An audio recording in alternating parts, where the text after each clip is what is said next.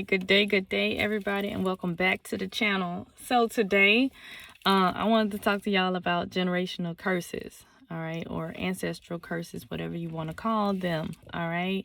But if you're new to this channel, welcome. Go ahead and hit like, comment, and subscribe. Tap the notification bell so that y'all can know when I'm uploading to the channel. I know some of y'all may have subscribed already, but look, YouTube be playing around. Also, drop me a comment because that's the only way I can get in the algorithms now. And it's like if y'all get on these videos and y'all don't really react, they kind of like push my video all the way down to the bottom, and so you don't get no views, you know. All right, so what I want to talk to y'all about, like I said earlier, was generational curses. Now, these generational curses are things that are passed down to us from our ancestors through our DNA. All right, it's passed down through our bloodline.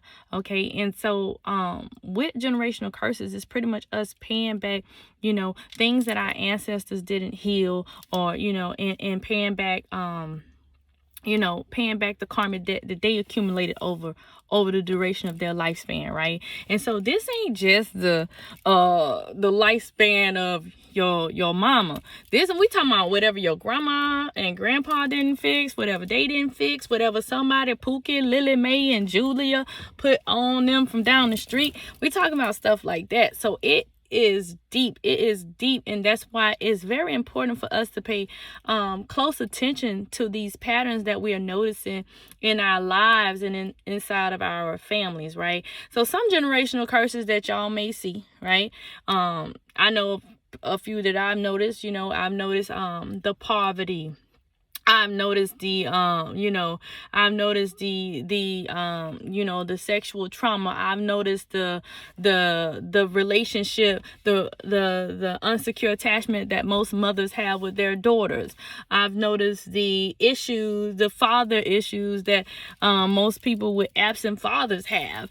I've noticed, I mean, so many generational curses. You got the ones where people are, you know, have mental illnesses, or drug addicts, or they can't have children for whatever reason, you know. So these are like generational curses that are passed down through the bloodline to the offspring, which is why it's very important that we consider who it is that we procreating with, because guess what? You might be procreating with somebody that got all these generational curses, and then you got all these generational curses, and then y'all have an offspring and y'all ain't healed none of that, and guess what? Then that offspring got to deal with both sides of the lineage's generational curses.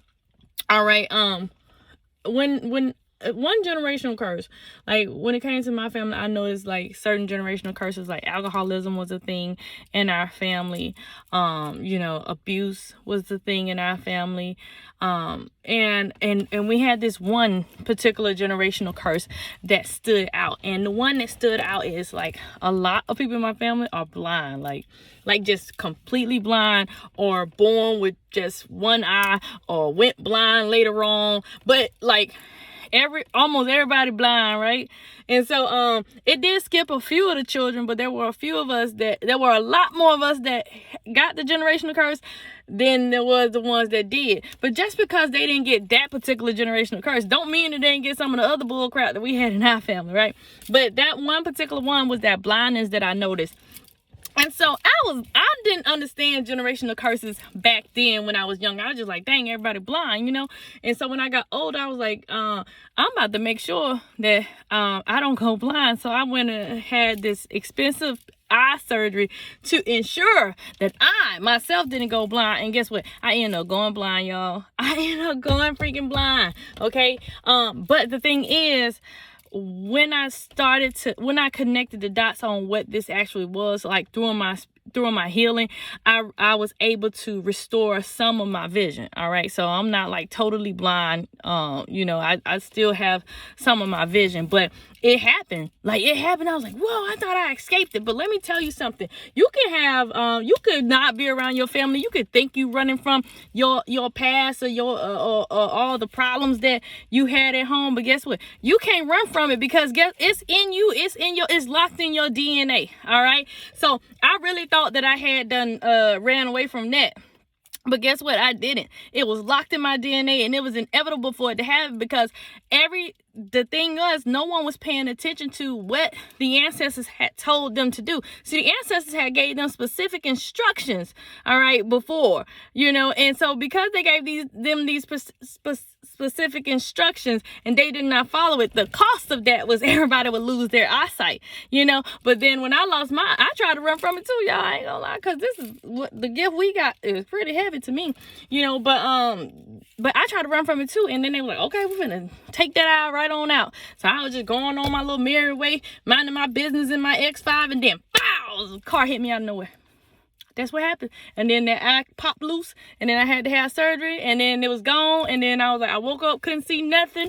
All right. And then all of a sudden this eye started coming back, and then this one started coming back, but then it had this black, y'all, it had this black circle just dead slap in the middle of it.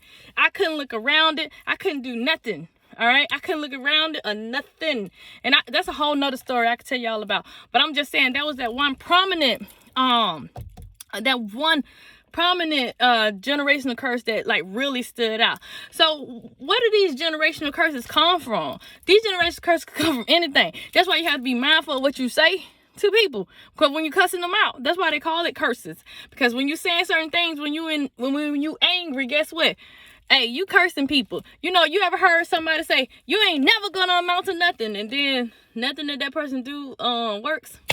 Okay, so somebody cursed them. You ever seen granddaddy get caught with Junior May down the street, and then granddaddy go back to grandma, but Junior May was like, oh, you just gonna use me? Well, guess what? Your kid, you ain't gonna never have no more kids. And guess what? No more kids come up out of that. No more kids come up out of that because they don't put that curse on them. So generation curse could come from like I said, things that weren't healed, lessons that weren't learned through that ancestry, different types of issues that happened through that ancestry, and it was passed down to the offspring. It could come from people putting hexes on you and curses on you, like people physically doing bad magic on you, or bang magic. That's what we call it in the mystic world, that bang magic on you to make sure that like you would never prosper or you would never have anything. Like all that stuff is serious, because it's like really people, like real root workers out there that be like, oh, you gonna play me like that? Put that thing up on you, and so then you see these children being born, and you wondering like why they doing good for a minute, then they fall, doing good for a minute, then they fall, and everything they working on is not coming into fruition because they got that generational curse upon them. Okay, so you got to look at those type of things. And then also that thinking magic, what you thinking, that thing is magical, is powerful, because the mind is powerful. So you don't even got to say nothing sometimes, and you could be like, this person ain't gonna amount to nothing. This person gonna end up dead or in jail. And then after you done said, oh, they done end up dead or in jail, then guess what? They end up in jail or dead.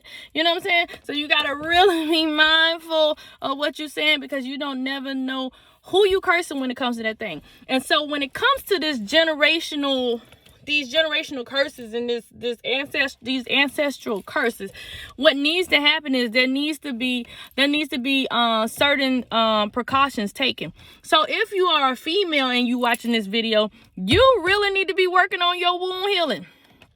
All right, because whatever is not healed, right? Whatever is not healed through you is gonna come off on your offspring. Okay, so you got a lot of work to do, ladies. All right, you got to make sure that acidic thing is doing good down there. All right, so getting you some herbs and getting you some pearls and doing some things like that, doing your rituals, sitting down and doing your altar work, calling on your ancestors, asking for their assistance through this thing, letting them show you what it is that you need to identify within your bloodline lineage to heal. All right. And so then you begin to work on that. Because when I had my daughter, y'all, I was nowhere near healed. Matter of fact, when I had my daughter, I was just thinking about getting my life together. Like, I was really just thinking about getting my life together. So my daughter got all of that trauma. My daughter, when I birthed her, even her birth was traumatic. I passed out, all kinds of stuff. It was just very traumatic. She didn't even have a subtle experience when she came out of the womb. It was the birth was like, you know, just very forceful. Like, it wasn't a pleasant experience, you know. And so when my daughter came out, she came out, her eyes were wide open, looking at me like, okay, you ready? And I'm looking at her like, yeah, I'm ready, you know. So I was nowhere near healed when I was dealing with her. Matter of fact, I was just paying back all of the karmic debt that my family had done accumulated. And let me show y'all how that karmic debt worked. That karmic debt was they had so much karmic debt that I had to pay a lot of their karmic debt, not only in the spiritual, but in the physical as well. Because I remember having to pay back a lot of debt that they had accumulated with my social security number, you know, and debt that I had accumulated. So I had to pay back a lot of debt just to get my credit score in order, right? So sometimes that stuff can manifest in the physical as well. But of course it manifests in the physical. But I'm talking about like hurting your pockets debt in the physical. You might wonder like why you don't have a good relationship with money. Well, your ancestors didn't have a good relationship with money. So you have to be the one to heal that relationship that your family had with money. If your family is one of them families that money come in their hand and money go out their hand, guess what? You're gonna have to heal that. You're gonna have to learn some disciplines. And part of learning them disciplines is gonna be work with the ancestors, because it's gonna take disciplines for you to even sit down at that altar. Because everybody looking at the YouTube videos and see these little cute altars and they think, oh, I'm about to make me an altar. No, you're not, because if you're not working that altar, you don't have an altar. You just have a thing with pretty stuff on it. All right, but you have to work that altar. You have to give that altar energy, and in return, the ancestors will give you the guidance and the answers that you need. And how you know your ancestors communicate with you? Go back and look at my ancestor video where I was telling you how you know they communicate with you. They will come with you in dreams. They will talk to you. They will sit there. You'll be watching TV and it seems like you connected with the television. You could be listening to a song and you're like, dang, I ain't never heard that in the song before. That's your ancestors, boo-boo. So, ladies, if you're watching this, you got to begin to heal. Do that bloodline healing. Fellas too, doing that bloodline healing, doing that healing, supporting the person that you're with in their healing. All right, supporting the person that you're with in their healing, but making sure that you heal as well. You know, taking the time to take accountability and take inventory of what's been going on in your life, and taking the necessary steps to start working towards it. Doing your meditations, and these can go. These are interchangeable, so it doesn't matter what a male or female with these. You know, you can do your meditations and begin to communicate with the ancestors, the complete and whole ancestors, of course, the well ancestors, in order to see what it is that they need from you in order to heal this bloodline. All right, but it has to be done. We cannot continue to allow these cycles to continue in our lives. If not, then we're not going to never reach our truest potential, because we're going to always have that. All right. Now, when it came to my son, guess what? Oh, I was in the game, coach. When it came to my son, I was in the game. All right. My son, my husband was already healed. If he wasn't healed, let me tell you something. He made it seem like it. Okay. Because I had to get my whole life together messing with this one. Right. So, and I was in a space in my life of healing. Like I had been healing for a while at that point. And so my son, like, his birth was like, let me tell y'all, like when I had him, it was easy. I was talking the whole time. It wasn't forceful. I controlled the entire birth. I even controlled when he came out. I controlled the day. I controlled the day that he came out, and I controlled how he came out, what time he came out, when I was going to release him from my womb. All right, like it was like I was in there doulaing myself, you know. And then my husband got there, he became my doula. I was like, don't let them cut this cord, we're doing delayed clamping today, you know. But like stuff like that, it was like it was like a total different experience than it was with my daughter. And that let me know right there that something in me had changed. All right, because it was just different. Even now when I'm looking at this one predicament that I mentioned earlier, the prominent ancestral bloodline, my eye is not white. Now, everybody else that has visionary problems that went blind, that eye immediately turned white, because they just knew right then and there that they wasn't going to fix it. Okay, another thing, I can see fuzzy out of this eye. So it's not completely blind. It's just it can't see clearly. It's just like foggy, like a defrosted window.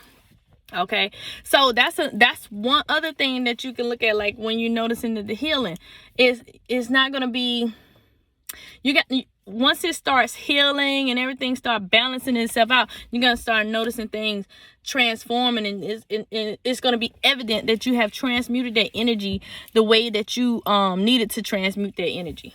Okay, so yeah, this ancestral healing, all of this, like just breaking these generations. But yeah, the generational healing, the generational curses, they cannot go unchecked. They cannot go unchecked. It might have been times where y'all, if you're on this channel, like you already done had this moment where you like, enough is enough. I can't keep dealing with all this stuff. All right. That's when I had my breaking point, when I want to say, I had my breaking point with my family, that I could not continue to live that lifestyle when I was 16. And if you guys look at previous videos, I talked about how I joined the military. All right. And I had a cousin. I followed a cousin into the military. Like my cousin, he was like, well, I ain't following in there. He like 20, he like 20, 30 years older than me. But like, I remember that he was gone to the army. Like, I just knew that. And I was like, you know what? He found his way out of poverty. Let me find my way out of poverty too. And guess what? When it comes to your generational curses, you need to heal what is pertaining to you. You can't worry about healing your entire bloodline, because you're not going to be able to do it. Here's why. You are only going to be able to heal the part of the bloodline that personally affects you. All right. Like what personally affected me, that's the only part of the bloodline that I could heal. All right. And indirectly, it would alleviate it from the other bloodlines. But the other family members, they will have to work on the things that directly affect them. And if we're all doing this same similar work, it's going to create enough energy for us to be able to eliminate as much of this stuff as possible. Okay? All right. We might not even we got so much in my family, we might not be able to get it all at one time. But the main things are definitely gone or in check. All right. So focus on the ones that definitely directly impact you. And then everybody else got to focus on what's directly impact them. But indirectly, if, say, for example, you and your cousin or you and your siblings, both of y'all bad with money. Both of y'all have trouble. Let's just say have trouble, have physical pain, body pain or something like that, has a disability or something like that. Both of y'all have a disability, right? But the disability is based off of stored trauma, okay?